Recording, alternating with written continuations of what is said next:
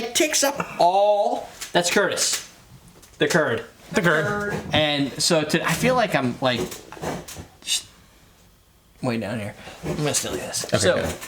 the curd and I are gonna make. For you. It is, and my back's killing me. I know. It doesn't hurt, but it does. Okay. We are gonna make the Francini-Tini. This recipe submitted by Eddie has 1 ounce of vodka, 1 ounce of Malibu rum, 1 ounce of Midori, 1 ounce of Frangelico, 4 ounces of pineapple juice. Ooh, this is gonna be good. And a scoop of vanilla ice cream. I put that right. Oh, even better. Yep. So Jennifer's gonna be like, she's gonna be all over this. I can hear her over there. She's making those noises that people make when they're... You like something? Yeah.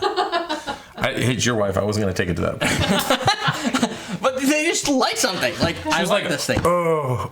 No, I wasn't. That's gonna hit the spot. That is a lie. There's nothing sour about this drink. Not even a little bit. No. It's going to bring heavy sweetness. The vodka is there as like the killer, the like that thing that's gonna The bring stalker in the night. Yeah, it's gonna bring the amped up. This is the Superman in our Justice What I'm trying League. to say. Vodka's Yeah. just there so Curtis could be in the show. Yeah, it's the pushed up ABV. Yes, it's a Curtis brand. So we've got the Reka in the house. The Reka We're Shaker. gonna shake this drink, I think. Yes, definitely. It's got all that stuff. Reka Shaker. So you're pulling out you got the right one there? I feel like I should have like an Arnold voice when I do the Reka Shaker. You don't have an Arnold voice. I could though. So, okay, what do you think about... I think we should put that in the bottom. Really? Yeah, put that in the bottom. Okay, you don't want to shake it anymore? Nope. Shake it. No, shake that into Make it. it all creamy. No. What? Because we're going to pour the drink on top of it and then it'll do like a root beer float. I'm what? smart. Alright. It wasn't in the instructions, but it sounds good. 1 ounce of vodka. So, Icelandic vodka. Icelandic vodka goes in first because it just has to. Curtis, you have very visible tattoos. Did they ever hinder you in your profession? No, actually, I thought it was going to be really hard, but everybody at work was like, "You have tattoos, no big deal." Doesn't most people in your profession? Look. No, not really. I'm Really? the only one that's like inked up. Really? New tattoo. My new one. It's already starting to peel. No, I'm You want literally some of the my only skin one. herpes? You know what? What's going on in your family and those things? I'm not Skin sure. herpes or mouth herpes? I like how the black Malibu one. So that's the new tattoo. You can see it on Facebook. You can see I drew it myself. I didn't put it on me. It's noticeable he drew it himself. And the tattoo artist did a really good job. Yeah. I like it a He's lot. a great artist. It was, you know what it looks like to me? Like the peel-on ones. Yeah. Yeah, It kind of temporary does. Those one. temporary Yeah. ones. Well, his line around here is great. Yeah. Such a straight line. We weren't sure to put in the middle, so we left it nothing. Because You never know what you're going to come back and put something else in there. no, but I felt like if I did like a black hole, you can't do an eclipse because the phoenix would be gone, and you can't, if you do yellow, it's just not. You're taking this way too literally. I was artistically doing it, and this one's a little faded. So you could also search for the word tattoo. Skip all the ones that have tattoo rum. There should only be one because I found out how bad it was. And there'll be one Is that it shows really the rest that of my bad? tattoo. Have you never had tattoo? I never had it. I'll have to show you later. It tastes like cough syrup. Oh. You But have I kinda to taste ruined it it for on you. Ustream. For Ustream. Yeah. So the Francini-Tini, this recipe submitted by Eddie has kind of a sad story to it where Eddie came up with a name that it kind of wouldn't make sense for this drink and it has already been taken. And I said to Eddie, he needs a better name, and Eddie was like, you can name it. And then I got an email from Eddie, Jesus Christ, a couple... The email from Eddie Weeks. made you say Jesus Christ? No. A couple weeks later that No, had you did said... that, Kurt. that his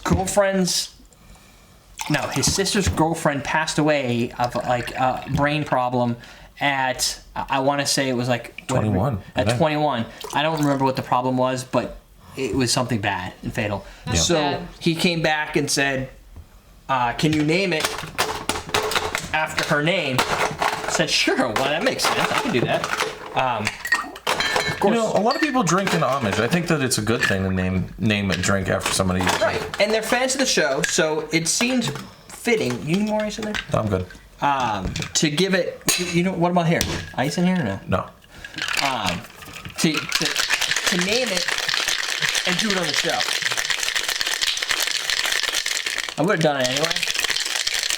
He's got to change his pattern. No, I just know it pisses you off. Weird. I mean, it could be a pattern. Go on your leg. See, the hardest one is the double one when you've got two at the same time. That shit's hard. I wouldn't do that. I would screw something up. That's when you want to do. I just use a bigger shaker. You want to be doubly efficient.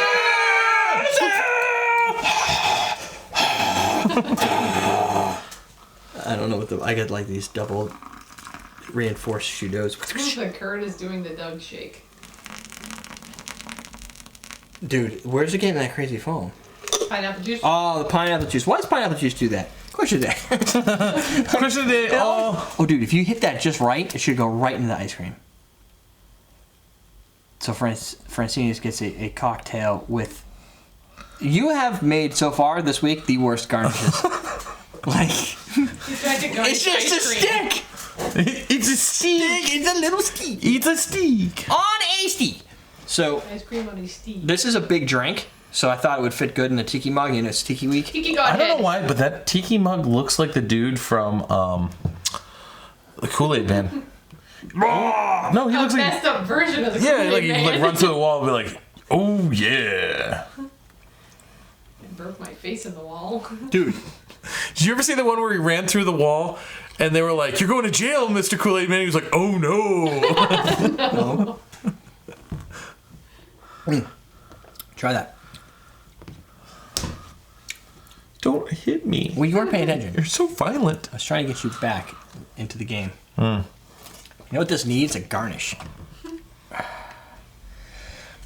Do you get the pineapple? I like it. Do you get the finishes throws me off. Like it's Midori sour like, right, John? It's going down the Midori train. Woo! Right? It's got that sour melon and then it starts to turn towards coconut and then it just like whiplash into this peanut butter finish. That's a Frangelico. Yeah, it is, dude. Oh yeah. It's science, bitch! Right? But I mean sorry about that. Cooking meth in the backyard. I like it. Thick.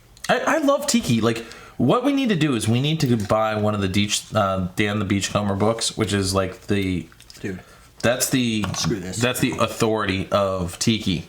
And take like 1 week and do nothing Real but like Tiki real drinks? Tiki. I would love to go through all my tikis. Because like legitimately, like those Dan the Beachcomber books are like, they're amazing. And I've never done it. I'm gonna be honest with you right now. I'm not afraid of scotch. I'm not afraid of whiskey. I'm really intimidated by Tiki drinks. Perfect. Are you on my newsletter? No, you're not. No. How dare you? If you go to awesomedrinks.com, there's a little newsletter floater. I just wrote an entire thing on Tiki drinks. Like, I did some of the Beachcomber, like a little history. But one of the things I was saying is that the best part of Tiki drinks is people are afraid of what's inside. Like, when you hear Tiki drinks, it's like mysterious and dark, and you never know what it is. Suffering bastard. You're like, oh my god, what the hell's in there? Is it like something that's illegal? No. Yeah, but a lot of those ingredients are stuff that I've never used before. But a lot of them aren't that complicated. They I think Suffering Bastard uses bourbon or something like that. But it's just that the way those drinks are designed, they bring mystery and crazy. See, the biggest problem with the original ones, this is the story that I got on the whole Dan the Beachcomber thing, is that Dan didn't tell anybody all of the recipes. Mm-hmm. So like what he was doing, what he was doing is he would rip the labels off the bottles and he would label them like A, B, and C. So the bartenders would know that they needed to pour like half a half a B. Yeah. And it got to the point where he would only tell them half of the recipe and he would finish the other half of the recipe. That's so much work. That doesn't scale. But the end result is that when all these Dan the Beachcomber books came out, they weren't published by him. They were published by people that had like pieced together all these old recipes. So like some of these recipes are real and they work, and some of them are like, eh. But a lot of the ingredients that he was using are very odd. Like the original, like real Tiki, like almond straight, syrups. yeah, like no, just like stuff like Hawaiian and Asian stuff that like. Yeah, but see, that also kind of ruins it because the best part of making a cocktail is being able to do it. Like you need, unless you. I mean, he wasn't as a businessman. It makes sense. Yeah, he wasn't trying to like let the secret out. No, as a business person, your whole goal is to get people to your place. Yeah. Right, and you lose that if you give away the recipe. But at some point, you just got to let it go, man, and let everybody have at it. When you finally said that, when people aren't coming to you every day because they want this most intriguing recipe. I would rather share recipes and put my name in it or do something to it to make that, build a legend behind it as opposed to just my business. But Suffering Bastard had the glass. The glassware. That's the other thing is when you start talking about the Tiki glasses and how they were originally made, and now they're all being reproduced. Like the ones we sell in Awesome Drinks are reproductions of original glassware that the company doesn't exist anymore. Yeah. And like they're not as good as the originals. The originals you have to find in the wild. So there's a whole lot of history about just the glassware, the drinkware, and everything that goes into it. It's kind of a neat concept. Not necessarily what we did. What we did is we took a cocktail that is just cool and threw it into a tiki mug that is definitely new age and sells really well, and it tastes good. So it's kind of different. We'd have to a tiki. What was this originally? What did he originally ask for this? A Collins? Nothing. This would have fit in a Collins, right? Maybe 4, 5, 6, 7, 8. Yeah. It's the ice cream where I was like I wanted to put it. I honestly think this is more tiki. I think this was a great choice for a tiki thing. It's got because even though we're not doing tiki this week, right? That's really really close. No, right. It's got the tropical flavor. So like we could have put some 151 on the top of that, lit it on fire, or some dark rum and let it float. Yeah. It does have. It's got the sweet front, coconut, melon. The vodka's completely like that's just there to wreck you. I love the Frangelico in that. The Frangelico finish. The thing is, it's all pineapple and tropical, and then it finishes with that Frangelico, which throws you off because you're like, why is there peanut butter in there? This is peanut butter and banana sandwich. Yeah. You want a question of the day? Yeah. Yeah. Garnish or no garnish? How much does it matter to you? Yeah. If I'm in a fancy restaurant, yep. You know what? I'm going to be the first to say this and just get it out of the way. You sure you're the first? No. Okay. Out of all us three, he's the first. I think garnishes are totally useless.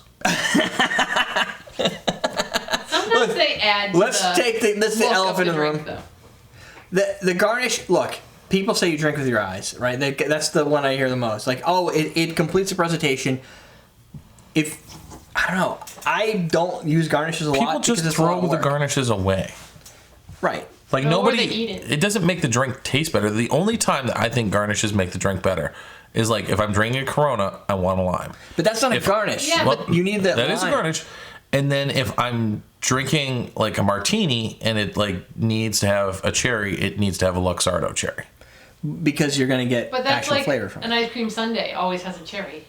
Yeah, but it doesn't add anything to an ice cream sundae. Hold on. Let's just be honest here. Everybody likes cherries. Yeah. So the garnish, by adding a cherry, isn't adding anything to the drink except for the fact that everybody likes cherries. They just want a dessert. Right? It's like if you got meal with a it's dessert. like a prize at finishing the martini. Like you get to the end of that martini and there's a little cherry waiting for you. See, I would rather serve a drink with a side of 3 cherries on a stick and say, you do what you want with it. No. Because I bet you nobody's going to put that into the drink. I would. I would drink it and then eat the cherries. No, I'd throw it right in the drink.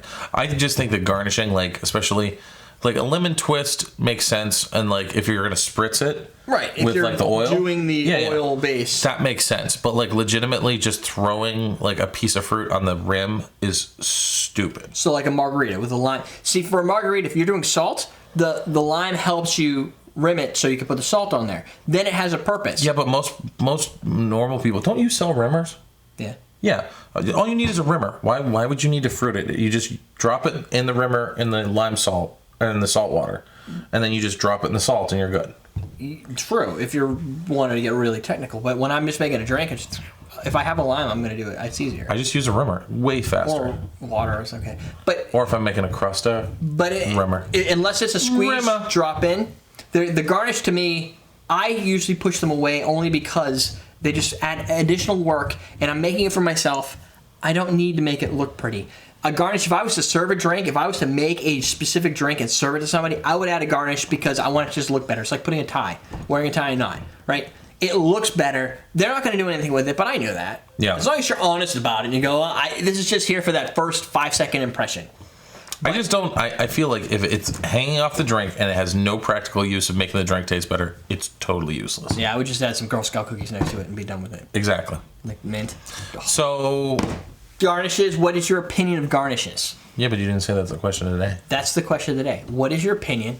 That's what the question was, right? But you didn't say that though. I understand. She said it. No, you didn't. She got a mic there. No, you didn't. I didn't. She no, did. you didn't say it. So there you go. Thank you, Eddie, for your recipe and your naming considerations. And we should at least, can we throw in there, we're sorry for his loss? Oh, well, I was going to actually fade out and have that at the end. Oh. You know, like you would do. Oh, like a black screen? Yeah. So you guys are going to see Memory that. of- Yeah, in memory of. You'll see that in a minute. Thanks, Eddie. What do we do?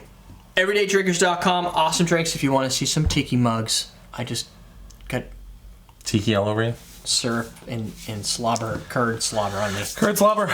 We're teaching you how to drink.